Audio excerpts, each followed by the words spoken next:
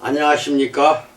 합동연합 학술원 강의를 시작합니다. 오늘은 2, 3일 전에 강의했던 생각의 길을 새롭게 하라, 그 두 번째 강의가 되겠습니다. 소제목으로 네 번째, 유추에 의한 진리에 대해서 알아보겠습니다. 예수님의 질문들은 우리가 유추를 통해 더 깊은 진리를 깨달을 수 있게 해줍니다. 마치 비유와 같습니다. 유추는 비슷하지만 같지는 않고 완전히 다른 것도 아닌 의미를 제시합니다. 예를 들어 사람들에게 예수님의 사역이 그들 마음의 은밀한 것들을 드러낼 것이라고 말씀하실 때 예수님은 가능한 대답이 하나뿐인 좀 터무니없어 보이는 질문을 하십니다. 사람이 등불을 가져오는 것은 말 아래에나 평상 아래에 두려함이냐, 등경 위에 두려함이 아니냐. 물론 등불은 어두운 곳을 비춰줄 수 있는 곳에 두어야 합니다. 따라서 예수님은 질문 뒤에 마음을 꿰뚫어 보는 듯한 경구를 제시하십니다. 드러내려 하지 않고는 숨긴 것이 없고 나타내려 하지 않고는 감추인 것이 없느니라. 들을 귀 있는 자는 들으라 라고 말씀합니다. 예수님은 여기 계시며 그분은 우리의 어두운 비밀들을 드러내실 것입니다. 여기에 예수님이 질문과 함께 제시하신 또 한 가지 비유가 있습니다. 사람들에게 심판이 오고 있고 그를 따르며 평화가 아니라 분열이 일어날 것이라고 말씀하신 예수님은 그들이 시대를 분간하지 못한다고 경고하십니다. 누가복음 12장 54절로 56절에서 또 무리에게 이르시되 너희가 구름이 서쪽에서 이는 것을 보면 곧 말하기를 소나기가 오리라 하나니 과연 그러하고 남풍이 부는 것을 보면 말하기를 심히 더우리라 하나니 과연 그러하니라. 외식하는 자여 너희가 천지의 기상은 분간할 줄 알면서 어찌 이 시대는 분간하지 못하느냐라고 말씀하십니다. 그들의 우선순위가 잘못되었다는 것입니다. 그들은 왔다 갔다 하는 날씨를 연구하지만 지금 하나님의 목적에 동조할 이 기회는 결코 다시 오지 않을 것입니다. 그러나 사람들은 이런 특별한 상황들을 평가하고 올바른 결정을 내리는데 그들의 두뇌를 사용하지 않습니다. 그것은 지독한 무지입니다. 이런 태도는 오늘날에도 흔합니다. 사람들은 주식시장, 기상, 야구시합 결과표, 좋은 직장에 취직하는 법, 그 외 여러가지 주제들에 대해 공부합니다. 어떤 것들은 더 가치가 있고 어떤 것들은 그렇지 않습니다. 하지만 그들은 가장 중요한 문제들에 대해 뇌세포를 거의 혹은 전혀 사용하지 않습니다. 하나님은 계시는가? 그는 어떤 분이신가? 그는 우리에게 무엇을 요구하시는가? 우리는 어떻게 천국에 가며 지옥에 가지 않는가? 물론 해답은 있습니다. 예를 들어 1966년에 발행된 미국의 타임지 표지에는 신은 죽었는가? 라는 냉혹한 질문이 쓰여 있었습니다. 그 기사는 신이 죽었다고 선언하는 신학적 운동을 조사한 내용이었습니다. 아이러니하게도 1967년 이후로 학계에서는 신의 존재를 지지하는 철학적 주장들이 깜짝 놀랄 부흥기를 누렸습니다. 그때 알빈 플란팅카가 신과 타자의 정신들 이라는 책을 썼습니다. 하지만 우리는 이런 주장들을 숙지하는 데 시간과 노력을 들이는가요? 아니면 그저 일상을 계속 살면서 라디오 방송을 듣고 물건을 사고 팔며 낡은 자동차를 반짝반짝 빛나는 새 모델로 바꾸는가요? 영원하지 않은 것들에게 우리의 삶을 쏟아붓는가요? 아니면 우리의 영원한 존재에 꼭 필요한 문제들에 집중하기 위해서 합리적인 결정을 내리는가요? 프랑스 철학자 블레즈 파스칼은 당신이 할 수 있는 가장 합리적인 일은 의심에 맞서 그리스도를 믿기로 선택하는 것이라고 했습니다. 왜냐하면 틀렸을 경우 그에 대한 벌은 매우 경미하고 옳을 경우 그에 대한 약속된 유익 즉 영생은 너무도 크기 때문입니다.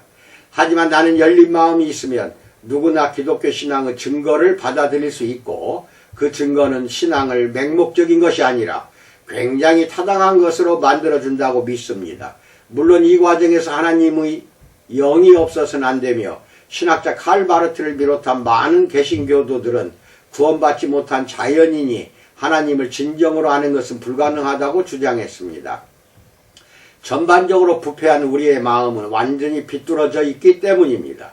그러나 예수님은 우리를 이성적인 피조물로 대하시며 사람이 하나님의 뜻을 행하려 하면 이 교훈이 하나님께로부터 왔는지 내가 스스로 말함인지 알리라 라고 요한복음 7장 17절에서 말씀하십니다. 지적인 신앙이 결정적인 것은 아니지만 그것 없이는 참된 제자도를 가질 수 없다는 것입니다. 다섯 번째, 말과 행위가 일치하는 신앙에 대해서 알아봅니다. 비유는 사람이 어떤 것을 비교해 비슷한 점과 다른 점을 둘 다 볼 수 있는 능력을 갖고 있다는 것을 전제로 하는 것이 비유입니다. 예수님은 비유들로 가득한 산상설교에서 우리에게 거짓 선생들을 늘 조심해야 한다고 말씀하십니다. 마태복음 7장 15절로 17절에서 거짓 선지자들을 삼가라. 양의 옷을 입고 너희에게 나아오나 속에는 노략질하는 일이라. 그들의 열매로 그들을 알지니 가시나무에서 포도를 또는 엉겅퀴에서 무화과를 따겠느냐. 이와 같이 좋은 나무마다 아름다운 열매를 맺고 못된 나무가 나쁜 열매를 맺나니 라고 말씀합니다. 건강하든 병들었든 열매를 잘 맺든 메말랐든 열매는 나무의 본질을 드러냅니다. 분명 여기 나온 예수님의 질문은 교회 역사 속에서 수없이 확증되어 왔던 것입니다. 나쁜 교리 또는 잘못된 정설은 나쁜 삶 또는 잘못된 실천으로 이어집니다. 우리가 짐 존스의 종교를 믿든 이만희의 종교를 믿든 텍사스의 일부 다처 종파를 믿든 또는 참믿음을 갖고 있다고 주장하는 다른 비정상적인 종파들을 믿든 간에 그들의 말은 그들의 행위로 드러납니다.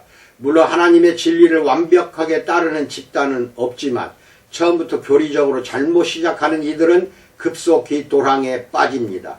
그리고 종종 성적인 죄에 빠집니다. 사려깊고 비판적인 눈으로 이런 그룹들을 평가하는 이들은 그들의 실체를 보게 될 것입니다. 그들은 병든 나무들입니다. 예수님이 두 아들의 우화를 말씀하실 때 염두에 두신 것은 바로 믿음으로 뜨거워진 마음과 바른 실천입니다. 예수님은 질문으로 그 비유를 시작하고 마치십니다.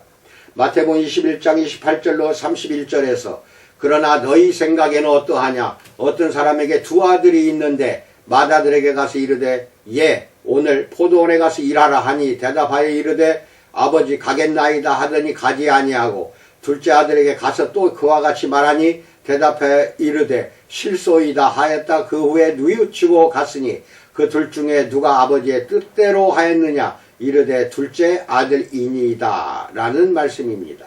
당연히 둘째 아들입니다. 예수님은 그분을 대적하는 자들에게 그분의 사역에 관해 눈에 보이는 것들을 비판적으로 생각하라고 말씀하셨습니다. 둘째 아들처럼 처음에 직업을 선택함에 있어 하나님을 부인했던 세리와 창녀들은 하나님 나라에 들어갔습니다. 그런가 하면 대제사장과 장로들 겉으로는 그들의 직업으로 하나님을 받아들였던 이들은 결국 예수님을 거부함으로써 그분을 부인했던 것입니다. 어떤 사람이 실제로 이웃사랑에 대한 책임을 좀 덜어보려고 내 이웃이 누구니까 라고 물었을 때 예수님은 딱딱하고 이론적인 대답을 하지 않으십니다. 대신 선한 사마리아인의 이야기를 들려주십니다. 그는 강도 만난 유대인에게 이웃답게 대해준 사람입니다. 그 이야기에서 두 유대인 지도자들은 그 사람의 공경을 못 본 척 했습니다. 내 생각에는 이 세 사람 중에 누가 강도 만난 자의 이웃이 되겠느냐? 라고 예수님이 물으십니다. 그 사람은 사마리아인이라는 단어를 차마 내뱉지 못하고 자비를 베푼 자니이다 라고 대답합니다. 그러자 예수님은 기가 막힌 적용을 제시하십니다. 가서 너도 이와 같이 하라. 정통적인 말은 정통적인 행위를 낳아야 한다는 것입니다. 여섯 번째, 이성 더하기 믿음에 대해서 알아봅니다. 앞에서 살펴보았듯이 믿음 없는 합리성은 우리를 어느 정도까지만 이끌어갑니다. 어느 날 밤 바리새인 중 한 명인 니고데모가 더 많은 정보를 얻기 위해 예수님을 찾아옵니다. 랍비여, 우리가 당신은 하나님께로부터 오신 선생인 줄 아나이다. 하나님이 함께 하시지 아니하시면 당신이 행하시는 이 표적을 아무도 할 수 없음이니이다 라고 말합니다. 예수님은 소심하지만 궁금해하는 종교 지도자들에게 애매한 말씀을 주십니다. 그는 영적으로 성장 과정에 있지만 아직은 그 단계에 이르지 못했습니다. 사람이 거듭나지 아니하면 하나님의 나라를 볼 수 없느니라 라고 말씀합니다. 순전히 이성적인 단계에서만 생각하는 니고데모는 이제 의심스러운 듯이 묻습니다. 사람이 늙으면 어떻게 날 수 있사옵나이까? 두 번째 모태에 들어갔다가 날 수 있사옵나이까? 라고 물어봅니다. 예수님이 거듭남은 성령에 속한 일이라고 간결하게 대답하시자 할 말을 잃은 니고데모는 불쑥 이렇게 말합니다. 어찌 그러한 일이 있을 수 있나이까? 라고 말합니다. 그러자 예수님은 니고데모에게 생각을 촉구하는 질문들을 섞어서 짧게 복음을 소개하십니다. 요한복음 3장 10절로 15절에서 예수께서 그에게 대답하여 이르시되 너는 이스라엘의 선생으로서 이러한 것들을 알지 못하느냐? 진실로 진실로 네게 이르노니 우리는 아는 것을 말하고 본 것을 증언하노라. 그러나 너희가 우리의 증언을 받지 아니하는도다. 내게 땅의 일을 말하여도 너희가 믿지 아니하거든. 하물며 하늘의 일을 말하면 어떻게 믿겠느냐? 하늘에서 내려온 자 곧 인자 외에는 하늘에 올라간 자가 없느니라. 모세가 광야에서 뱀을 든 것 같이 인자도 들려야 하리니 이는 그를 믿는 자마다 영생을 얻게 하려 하심이니라 라고 말씀합니다. 우리는 예수님이 니고데모에게 땅의 것들과 하늘의 것들 간의 유추를 이해하려 하라고 말씀하시는 것을 봅니다. 여기서 예수님은 이스라엘의 선생이 이러한 비유를 이해할 만한 영적 민감성을 갖지 못했고 그의 믿음이 이성을 이끌고 있지 않다는 사실에 실망하신 듯합니다. 어쩌면 절망하거나 깜짝 놀라신 것 같기도 합니다. 우리의 삶 속에서도 이와 같은 위험이 있음을 알고 조심해야 합니다. 예수님은 종종 질문으로 이 제자들의 이성적 영적 민감성을 점검하십니다. 누가복음 6장 39절에서 맹인이 맹인을 인도할 수 있느냐? 둘이 다 구덩이에 빠지지 아니하겠느냐? 라고 말씀하며 누가복음 6장 41절로 42절에서 어찌하여 형제의 눈 속에 있는 티는 보고 내 눈 속에 있는 들보는 깨닫지 못하느냐? 너는 내 눈 속에 있는 들보를 보지 못하면서 어찌하여 형제에게 말하기를 형제여 나로 내 눈 속에 있는 티를 빼게 하라 할 수 있느냐라고 말씀합니다. 그리고 이어서 마가복음 4장 13절에서는 너희가 이 비유를 알지 못할진데 어떻게 모든 비유를 알겠느냐라고 말씀하시며 마가복음 7장 18절로 19절에서는 너희도 이렇게 깨달음이 없느냐? 무엇이든지 밖에서 들어가는 것이 능히 사람을 더럽게 하지 못하면 알지 못하느냐? 이는 마음으로 들어가지 아니하고 배로 들어가 뒤로 나감이라 라고 말합니다. 그리고 마가복음 2장 19절에서는 혼인집 손님들이 신랑과 함께 있을 때 금식할 수 있느냐라고 말씀합니다. 완벽하게 이성적인 사람들은 믿음의 문제에 관심을 잘 갖지 않습니다. 어쩌면 오래된 우주의 방대함 앞에서 경외심을 느끼면서도 그 우주를 만드신 분에 대해서는 호기심을 갖지 않는 이들이 과학자들입니다. 그러나 위대한 분이 정말 존재하시는지 이 존재는 어떠한 분인지 아는 것보다 더 중요한 것이 있겠습니까? 이것을 무시하는 것이 궁극적으로 비이성적인 것 아니겠습니까? 물론 하나님의 존재는 과학적으로 정확하게 입증할 수 없습니다. 하지만 그러한 증거가 부족하다고 해서 하나님의 특별 계시 즉 하나님의 말씀과 일반 계시 즉 하나님의 세계 에 의해 알 수 있는 증거를 살필 필요가 없는 것은 아닙니다. 로마서 1장 18절로 20절도 읽어보세요. 많은 사람들이 이성의 빛과 열린 마음을 갖게 되었을 때 가장 심각한 반대들이 여름날 얼음처럼 녹는 것을 발견했습니다. 포스트 모던 시대에도 기독교 변증론이 도움이 될 수 있습니다. 기독교 신앙의 증거를 제시하는 것은 사람들이 비판적 사고를 하게 하며 그것은 믿음의 훈련을 위한 문을 열어줍니다. 복음이 생각하는 사람들에 의해 지적으로 실행 가능한 선택으로 들릴 수 있는 문화적 환경을 조성하고 유지하도록 돕는 것이 자연신학을 비롯한 기독교 변증론의 더 넓은 과업입니다. 기독교 철학자 윌리엄 레인 크레이그는 말합니다. 그렇게 함으로써 그것은 사람들의 마음이 감동할 때 지적으로 믿을 수 있게 해준다라고 말합니다. 모든 진리가 명제로 이루어져 있고 논리적인 것은 아닙니다. 하지만 우리의 지성을 사용하지 않으면 신앙생활에서 멀리 나아가지 못할 것입니다. 마지막으로 7번째 믿음의 우선순위를 지키라에 대해서 알아봅니다. 우리는 우리의 지성을 거룩하게 사용함으로써 영적인 영역에 대해 많은 것을 배울 수 있습니다. 예를 들면 그렇게 영적인 일로 보이지 않는 계획과 우선순위는 실제로 그리스도인의 삶에 꼭 필요합니다.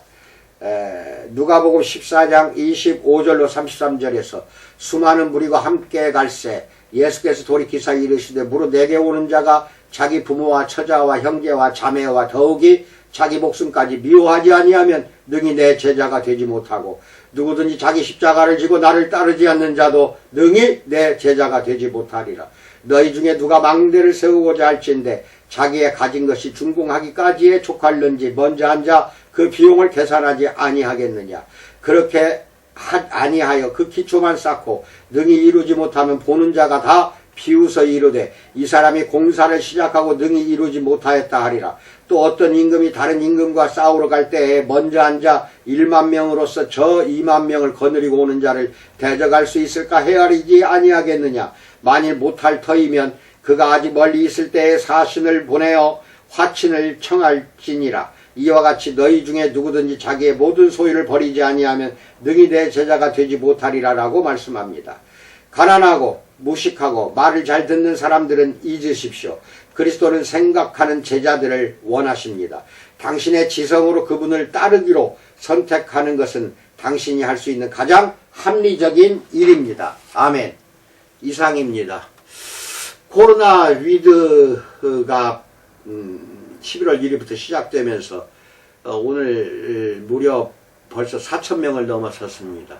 코로나 확진자가 갈수록 더 늘어날 것인데 남아공에서 벌써 오이크론이라고 하나? 그 또 변형된 바이러스가 가장 심하게 유행이 된다고 합니다. 정말로 마스크 단단히 쓰고 거리두기 하고 스스로 예방하는 수밖에는 방법이 없습니다.